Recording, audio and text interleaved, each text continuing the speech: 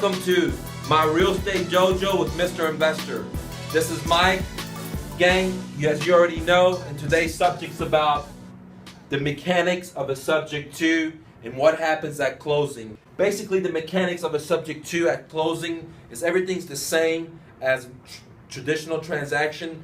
One of the few things that's different is that the underlying note never gets cashed out, okay? You just step into the seller's shoes and make the monthly payments, okay?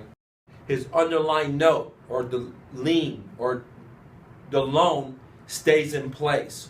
So after closing, you step into the seller's shoes, you make the monthly payments month after month till you cash out the loan, okay? Or till you sell the property and then cash out the loan for the seller's note.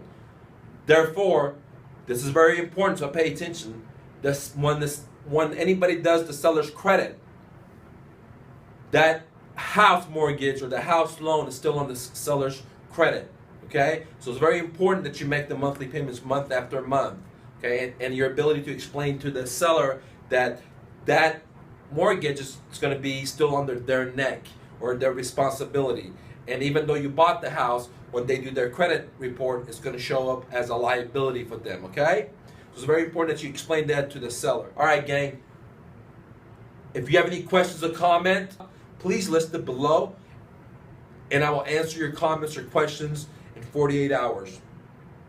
At the same time, if you enjoy these videos, please subscribe, please comment, please like, please share. Help me help you make more videos. I do these videos for free, and when you subscribe, when you like them, it pumps me up. It gives me energy to make more videos for you. Gang, this is Mike with Mr. Investor. Go out there, take action, and make it happen for yourself. I'll talk to you later, gang.